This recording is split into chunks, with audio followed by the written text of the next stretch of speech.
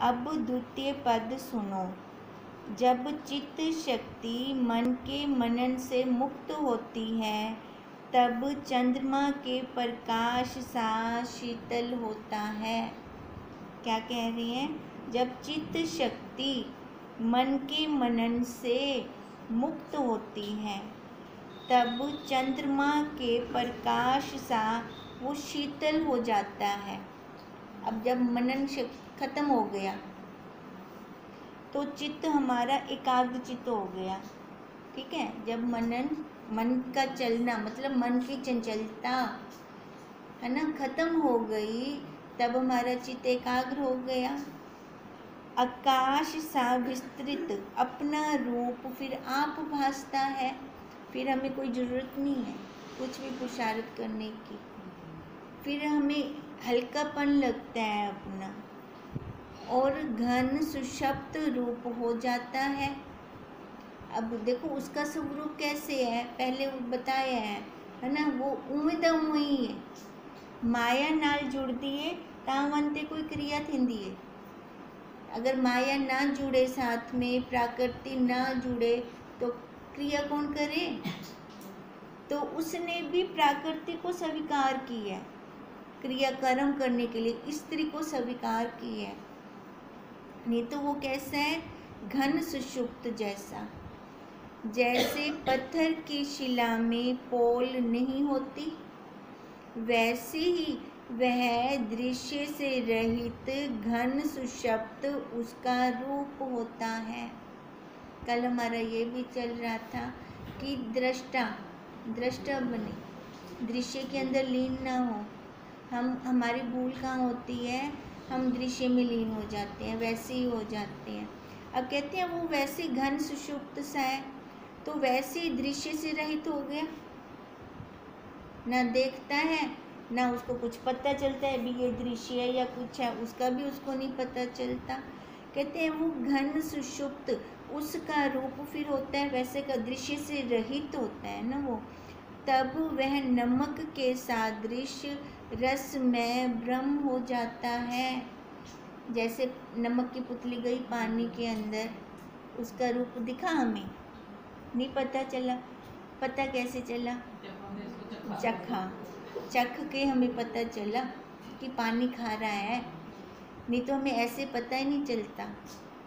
अब देखो जब वो वैसा का वैसा है और उसको वैसे हम अनुभूति करते हैं अपनी, तो किसी और को पता चलता है उसका? नहीं, पता किसको चलेगा? अपने आप को, स्वयं को पता चलता है। इसलिए कहा तब वह नमक के सादृश्य रस में ब्रह्म हो जाता है, जैसे आकाश में शब्द लीन हो जाता है। अब ये शब्द निकल रहे हैं, कहाँ जा रहे हैं? आकाश के अंदर लय हो रही हैं ये वाले शब्द। पता तो नहीं चल रहा कि देवेंद्र पे कहाँ जा रही हैं, है ना। कहते हैं वैसे ही वह चित्त आत्मा में लीन हो जाता है, पर चित्त को लीन करने से पहले मन का उपशम होना बहुत जरूरी है। अगर मन उपशम होगा तब जाके ये चित्त एकाग्र होगा, नहीं तो चित्त एकाग्र नहीं हो सकता। और वही चित्त फिर उसमें लीन होगा, उसमें लय होगा अपने स्वरूप में, कोई फूलना ही नहीं है। तो फिर कहाँ गया? बाकी क्या है अंदर? हम कहते हैं ना अंतर्यामी देवता, कहते हैं ना अंतर्यामी देवता तो अंदर है, बाहर थोड़ी है, वो अंदर है। फिर वही कहते हैं अंदर जब अंतर्यामी देवता है, लचित किदे लय थी वैसे उसी में। अब मन तो है ही नहीं, मन उपशम हो गया। उपशम कहाँ से किया हमने? विषयों से। विषय तो हैं जो हमारे आगे आते हैं। और जैसे वायु गति रहित अचल होती है, जब हवा चले तब कहेंगे वायु है, फिर भी तो है ना। अब देखो अब मन नहीं चल रहा ता उबलाविता है ना। वैसे ही चित्त अचल हो जाता है, जैसे गंध पुष्प में स्थित होती है, अलग तो नहीं कर सकते। वैसे ही चित्त वृत्ति आत्म तत्व में विश्राम पाती है। अब देखो यहाँ पे एक बोला चित्त और दूसरी बोली वृत्ति। चित्त की वृत्ति है ना। अब चित्त वही अपनी चेतना जो नस नस में भरी पड़ी है, वृत्ति अपना मन। अब मन नहीं चल रहा तो वो चित्त हमारा कहाँ उपशम हो जाएगा, अपने आत्म तत्व में, वहाँ लय हो जाएगा। अब जब वहाँ लय होता है तो आनंद ही आनंद होता है, बाहर का फिर हमें कोई रस अच्छा नहीं लगता। देखो व्यवहार करने तो शरीर को ओढ़ते हैं व्यवहार के लिए, व्यवहार करके फिर उसको अलग करना भी आना चाहिए, अपने से अलग करके अपने स्वरूप में आ जाएं। फिर वह आत्म सत्ता न जड़ है न चेतन है। अब उसको क्या बोले उस सत्ता को कि ये जड़ है कि चेतन, हम कुछ कह सकते हैं उसको, क्योंकि वो जड़ में भी है चेतन में भी है, दोनों में है। पर अनुभूति हम चेतन से करते हैं, सत्ता तो दोनों में है ना, अनुभूति कैसे करेंगे, चेतन से। अपने हम बैठे हैं, संजीव बैठे हैं, चेतना अंदर नस नस में है, अंतःकरण रूपी बॉक्स पूरा लगा पड़ा है, तभी हम उसकी अनुभूति कर पा रहे हैं। तभी हम कहते हैं द्वैत से अद्वैत उन्हें जानना है। द्वैत है ना, मिलके बोल रहे हैं, अंतःकरण से बोल रहे हैं, और आप भी अंतःकरण से बैठे हो, अंतःकरण से जुड़ के ग्रहण हो रही है शब्द हमें, है ना। द्वैत से बैठी है ना, तैयारी कहाँ की कर रही हैं, अद्वैत की, जाना हमें वही अद्वैत पर है। कहते हैं वह सब कल्पनाओं से रहित अचेत्य चिन्ह मात्र बीज रूप सब सत्ताओं को धारण करने वाली और देश काल के परिच्छेद से रहित है। हम क्या कहें, वो राजपुर है तो पटियाला नहीं है, सभी जगह है, और सबको उसने धारण किया हुआ है। कौन सी ऐसी चीज़ है जो उससे अलग हो, सारे ही उसी के अंदर आते हैं। जिसको वह प्राप्त होती है उसको तुरीय पद भी कहते हैं। अब जिसको ये प्राप्त हुई है ना, तो वो जीवन मुक्त हो गया ना। अब प्राप्ति में तो कहना थी वैसे कोई चाहते रेडे से बिहांगे तो आपड़े को रख गए, उसके लिए अपना निकालना पड़ेगा, अपना पुरुषार्थ करना पड़ेगा। और वैसे देखा भी जाए तो पुरुषार्थ कोई इतना कठिन वाला नहीं है ना, कि हम ना कर सकें, हम इजीली कर सकते हैं। पर क्या है, हमारी वृत्ति एक बार बाहर जाती है, अंदर नहीं आती, फिर लौटाना नहीं आता हमें अंदर। कहते हैं जो वहाँ पहुँच जाता है, जिसको वह प्राप्त होती है, उसको तुरीय पद कहते हैं। वह सब दुख और कलंक से रहित पद है। जो उस अवस्था में पहुँच गया तो उसको दुख कहाँ लगेगा, उसकी नज़र में क्या चल रहा है, ये सारा नाटक चल रहा है, लीला चल रही है। क्योंकि आकार को ओढ़कर लीला करनी है, आकार को उतार कर अपने स्वरूप में आना है। पहले हम सुबह सुबह अपनी डोज क्यों लेते हैं, अपनी डोज लेते हैं ना सुबह सुबह, हम क्यों लेते हैं, क्योंकि सारा दिन फिर झूठ में खेलना है हमें, वो हमें हमारी वृत्ति दृढ़ हमारी चलती रहे। क्योंकि झूठ का देखो, कीचड़ में पत्थर मारेंगे छींटे तो अपने ऊपर भी आते हैं, ऐसा तो नहीं कि छींटे उड़ के नहीं आते, आते हैं। वहाँ से बचाव करने के लिए हम पहले वो सुबह सुबह अपनी डोज लेते हैं। अब वो वृत्ति इतनी दृढ़ करते हैं कि चलती रहे, हमारा व्यवहार भी हो हमारा, और अपना घर भी ना भूलें। जैसे माता जी कहते थे, माँ बच्चे को नहला धुला कर तैयार करके बाहर भेजती है, बच्चा बाहर जाता है, खेलने जाता है, कपड़े उला गंदे कर होंगे, अब माँ उला दोबारा होंगे बदलते उनको साफ कर देंदी है। खेलने तो जाएं पर कपड़े गंदे ना करें। कितनी बार माँ गंदे साफ करेगी उसके गंदे कपड़े, एक बार तो चांटा भी मार देती है, भी हुण तू बाहर गया ना, मैं दरवाजा बंद कर देसा, तू बाहर ना बनी, कपड़े सारे गंदे करते आवेंदे। हम भी ऐसे जाएं बाहर, व्यवहार करें, पर कपड़े गंदे ना करें। अब कपड़े गंदे ना करें मतलब चित्त में ना लेके आए, है ना। कड़छी व्यवहार करके छी कर दो, मना नहीं है, क्योंकि आकार है तो व्यवहार है। केतली तो बन गई तो चांद तो बन से ना उनके अंदर, स्टील की चादर तो कहना बन से। अब ये आकार तो बनिया पे, इन्हां दा व्यवहार नाल है प्रारब्ध नाल वो खर्च थींदी पई है। प्रारब्ध सबकी प्रारब्ध खर्च हो रही है, हम उसको खर्च होने देते हैं या हस्तक्षेप करते हैं। अब प्रारब्ध है, अच्छा भी आएगा बुरा भी आएगा, दोनों आएंगे, है ना, दोनों आएंगे ना प्रारब्ध में।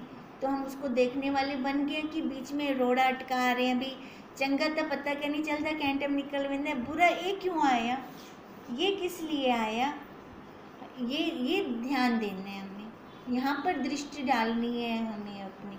दोनों को देखने दो ना, प्रारब्ध है ना, किया हुआ है वो आ रहा है सामने, किसी और का नहीं किया हुआ, मेरा खुद का किया हुआ है, तभी मैं उसको देख रही हूँ, मेरी रील खुल रही है। अब मेरी रील खुल रही है, मैं देख रही हूँ, अब आगे वाली रील कैसे बनानी है उतनी समझ आ जाती है हमें। डायरेक्टर भी तो यही करते हैं, इस फिल्म में ये वाली गलती होगी, पर वो फिल्म तो रिलीज़ हो गई, उसमें तो हम ठीक कर नहीं सकता, वो कर सकता है। फिर क्या कहते हैं, अगली फिल्म बने सा ना ये गलती कहना कर सा, ऐसी उसकी सोच होती है। फिर अब हमारी फिल्म रिलीज़ हो चुकी है, हम उसमें कुछ गड़ ठीक नहीं कर सकते, पर आगे के लिए सावधान है कि दोबारा ऐसे ना हो हमारे से। कहते हैं जिसको वह पद प्राप्त होता है उसको तुर्य पद भी कहते हैं, वह सब दुख और कलंक से रहित पद है। उस सत्ता को पाकर जीव साक्षी की न्यायी स्थित होता है और सर्वत्र सर्वदा सम रहता है। अब देखो, जो पति के साथ व्यवहार है वो बच्चे के साथ नहीं हो सकता, ठीक है। व्यवहार सब उपाधि के साथ अपना अलग अलग चलेगा, पर सम कहाँ पर होंगे हम, स्वरूप में, ज्ञान में।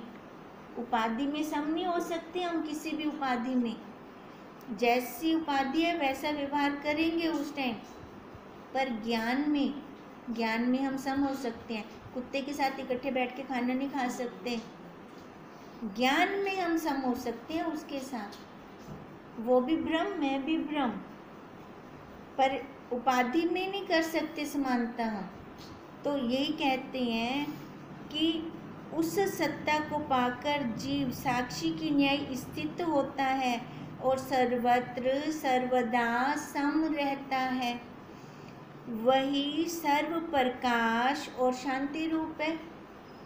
अब सम कहाँ रहा, वो ज्ञान के अंदर। अब कहते हैं ज्ञान के अंदर अगर समता होती है तो आनंद आता है, शांत रहती है हमारी वृत्ति। राग द्वेष कहाँ होता है, उपाधि में, उपाधि के अंदर राग द्वेष होता है, ठीक है। ज्ञान में नहीं होता राग द्वेष, वहाँ पर समता होती है। कहते हैं वही साक्षी की न्याय फिर स्थित होता है और सर्वत्र सर्वदा सम होता है।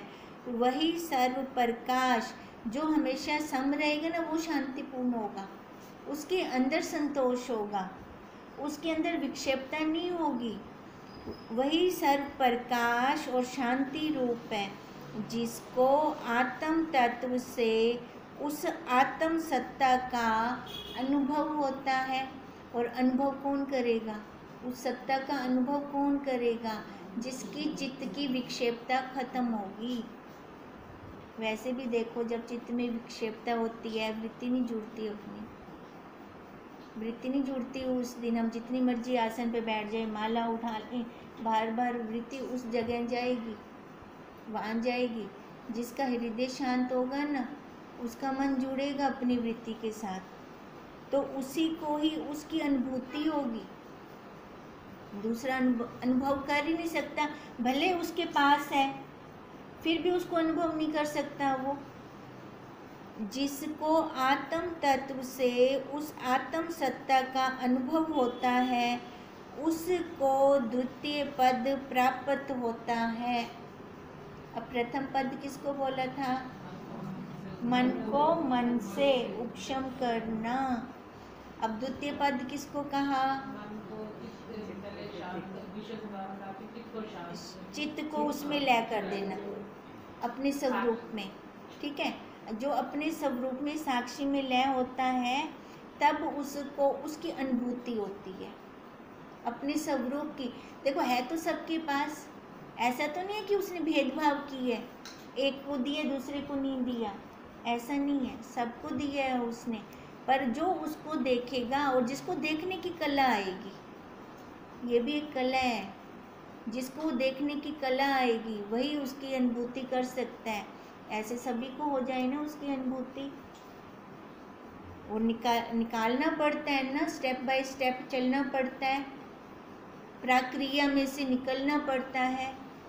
अब प्रक्रिया में से तो तत्वज्ञ गुरुदेव निकलवा सकते हैं, हमारी अपनी हस्ती नहीं है कि हम खुद स्वयं उस प्रक्रिया में से निकल सकें। हमारे पास है फिर भी हमें नहीं आता निकलना उसमें से। ये गुरुदेव की कृपा है हमारे ऊपर, हेतु की कृपा है, वही हमें इस प्रक्रिया में से निकलवाते हैं। और निकलवा कर वो साफ हो गया, फिल्टर किया ना उसको। अब प्राणायाम क्यों करते हैं? अंदर शोधन करते हैं, अपनी नसों का शोधन करते हैं, इसलिए प्राणायाम की विधि करवाते हैं गुरुदेव। और याद होगा जब दीक्षा दी थी तो पहले बोला था कि प्राणायाम करना जरूरी है। क्यों क्यों किस लिए बोला था? क्या जरूरत है ऐसे बोलने की? नसों का शोधन हो, प्रक्रिया में से निकले हम, हमारी वृत्ति एकाग्र हो, फालतू के संकल्प बाहर जाएं, जो वृत्ति बिखरी पड़ी है वो रुक जाए, सिमट जाए हमारी वृत्ति, तभी उसकी अनुभूति होगी। वो बिखरी हुई वृत्ति में नहीं मिलता है, पर है हमारे पास पर मिलता नहीं है, उसकी अनुभूति नहीं हो सकती बिखरी वृत्ति के साथ। अब इसलिए कहते हैं यही उसको द्वितीय पद प्राप्त होता है। हे मुनीश्वर, यह द्वितीय पद भी तुझसे कहा। अब तृतीय पद सुनो। अब द्वितीय पद में तुरीयातीता, बस तुरीया पद बोला था उसको, तुरीया पद भी कहते हैं। ठीक है, अब तृतीय पद कह रही हैं, अब तृतीय पद सुना रही हैं। जब आत्म तत्व में वृत्ति की अत्यंत परिणति होती है तब ब्रह्म आत्मा आदि नामों की भी निवृत्ति हो जाती है। फिर कौन ब्रह्म है और कौन जीव है? जब उसके अंदर हम एक में खो जाते हैं फिर रहेगा ब्रह्म और जीव रहेगा, भक्त और भगवान रहेगा? नहीं रहेगा। फिर वो खत्म, वो उपाधि से भी ऊपर चला गया, नाम से ऊपर हो गया, भाव अभाव की कोई कल्पना नहीं होती उसके अंदर। तब स्थान की न्यायी अचल वृत्ति होकर परम शांत और निष्कलंक सबसे परे परम तुरीयातीत पद को वो प्राप्त होता है। पहले द्वितीय में तुरीय पद था, अब तृतीय में तुरीयातीत पद, परम तुरीयातीत पद को वो प्राप्त होता है। कौन प्राप्त होता है?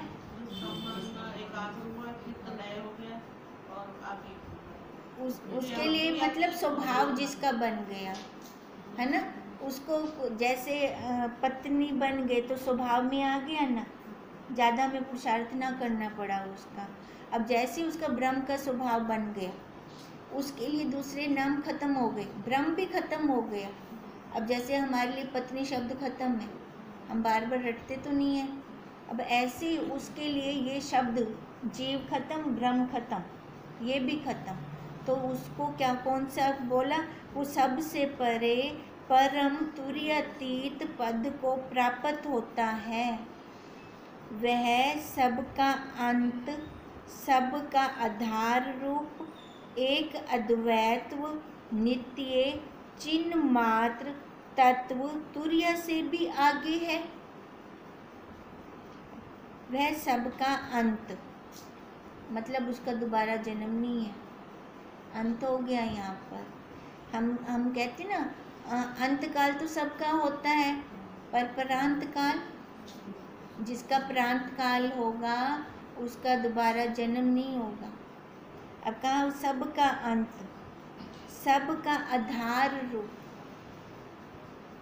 क्योंकि वो अपने आप को जान ही वही रहा है, और उसके लिए वृत्ति में नहीं है ये कि मैं ब्रह्म हूँ, मैं ब्रह्म हूँ, मैं ब्रह्म हूँ, ऐसा नहीं है उसका स्वभाव। शांत रूप, उसका जिसके साथ व्यवहार होगा कैसे होगा, उस स्वभाव के साथ होगा। कहते हैं सबका आधार रूप एक अद्वैत्व नित्य चिन्ह मात्र। अब वो सत्ता कैसी है, चिन्ह मात्र है, क्योंकि दिखती नहीं है ना, किसने उसको देखा, पर अनुभूति की, उसकी हमने अनुभूति की, और वो अद्वैत्व है, और एक कहने में आ रही है ना, वो द्वैत में आएगी ना अद्वैत में, ना एक में ना दो में, किसी में नहीं है, खाली ये शब्दों का प्रयोग किया जा रहा है उसको पकड़ने के लिए।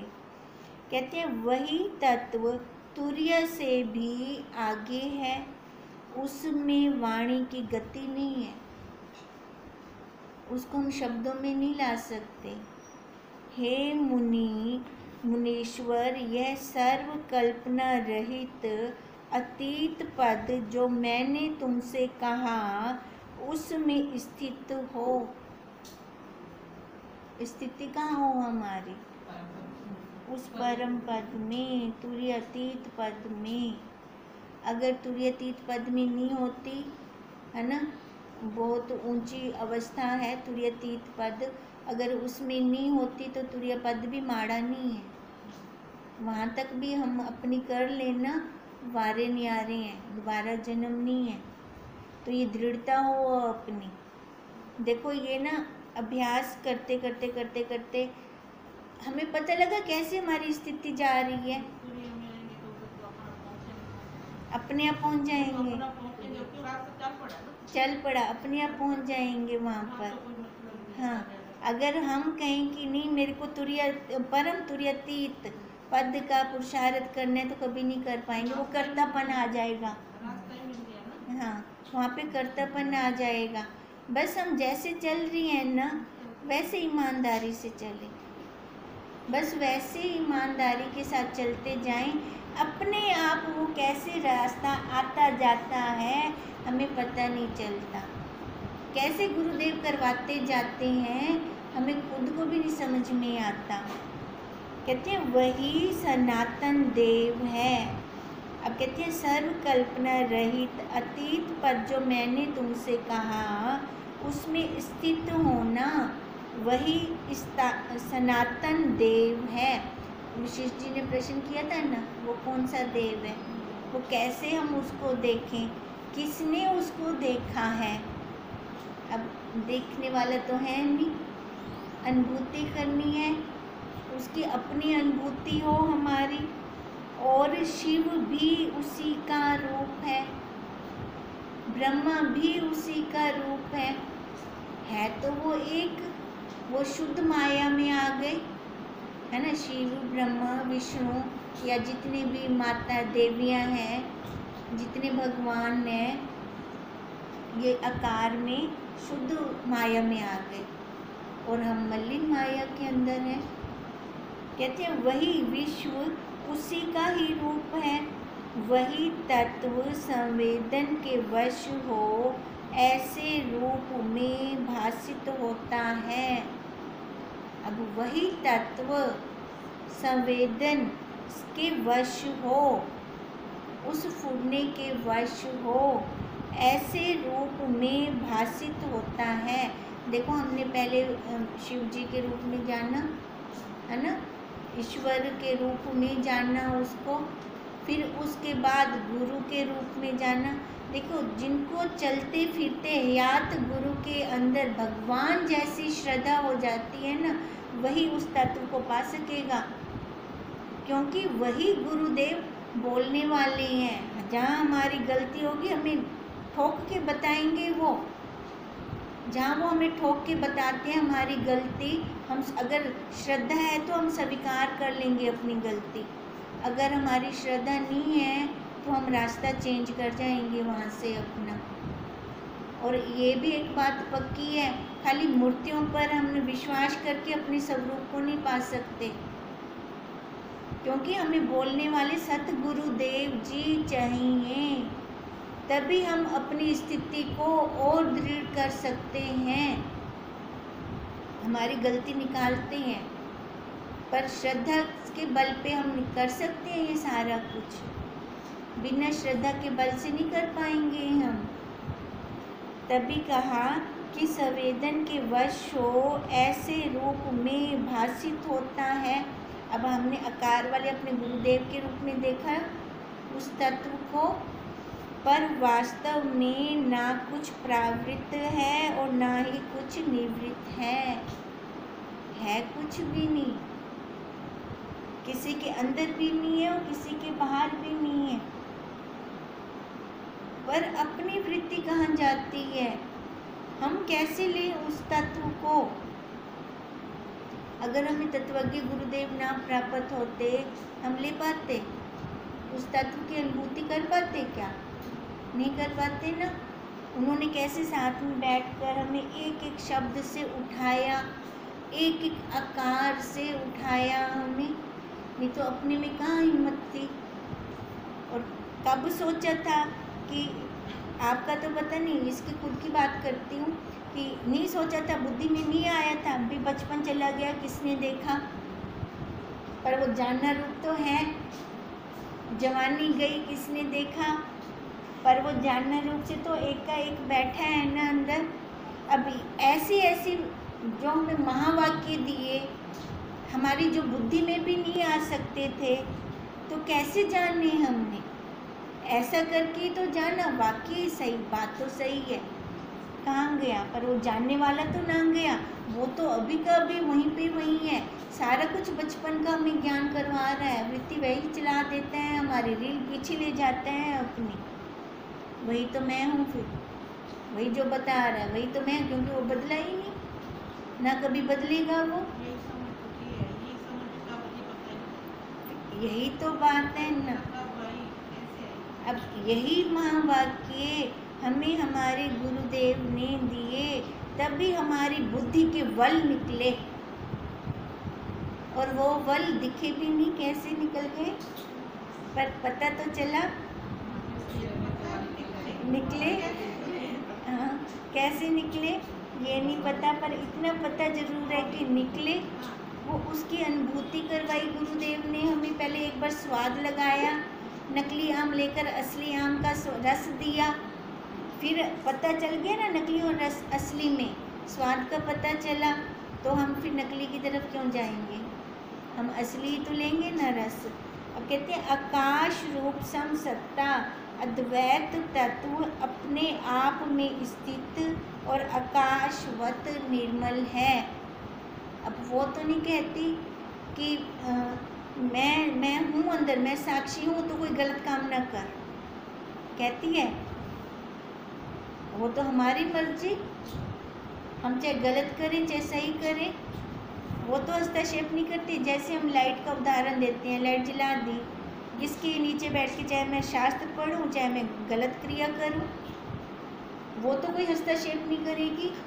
ऐसे वो जो सत्ता है वो कैसी है, अद्वैत तत्व अपने आप में स्थित आकाशवत निर्मल है, वो हमें नहीं रोकती और ना ही कभी हमारे अंदर आके मिक्स होती है। अब कहते हैं अंतःकरण जिसका मट मैला है, तो वो क्या मट मैला में हो जाता है, मिक्स होती है वो नहीं, वैसे कि वैसे अलग है ना उससे। चाहे जैसे मर्जी जिसका जैसा भी अंतःकरण ही क्यों ना हो, वो अपनी सत्ता में निर्मल वैसे कि वैसे ही साफ रहेगी। तभी तो हम पुरुषार्थ करके साफ हो जाते हैं। ये तो हम भी साफ ना होते, क्योंकि वो साले बच्चे मेलवेन देता, हम भी साफ ना हो पाते। पर उसने अपना रूप नहीं छोड़ा, उसने अपना स्वरूप नहीं छोड़ा, हम ही अपना छोड़ देते हैं। हम छोड़कर बाहर की तरफ निकल जाते हैं। कहते हैं उसमें द्वैत भ्रम का अभाव है। एक चिदघन सत्ता पाषाण की तरह अपने आप में स्थित है। उसमें और जगत के रंचक भी भेद नहीं है। उसमें कोई भेद नहीं है, उसमें कोई आ ही नहीं सकता। आए कैसे, कोई जगह होवे तो हमने कोई आवे उन्हें सारे को कवर कितना होए, कोई स्पेस है ही नहीं थोड़ी सी उसके अंदर, सबको उसने अपने अंदर लपेट रखा है। जैसे जल और तरंग में कुछ भेद नहीं है क्या? तरंग अपने आप को तरंग मान रही है तो उसकी गलती है, नहीं तो तरंग क्या है? जल ही तो है, जल से अलग तो नहीं है। हम ये तरंगे अपने आप को नाम रूप आकार वाले मान रहे हैं तो हमारी गलती है, नहीं तो हम क्या हैं? ब्रह्म। उस ब्रह्म से अलग तो नहीं है, और ना कभी हो सकते हैं। हो सकते हैं? नहीं, हो भी नहीं सकते, हैं भी नहीं, हैं भी वही ब्रह्म। फिर दुख किस कारण, शोक किस कारण? जब इस नाम रूप में आकार में आ जाते हैं, उपाधि में आ जाते हैं, फिर दुख भी है, शोक भी है।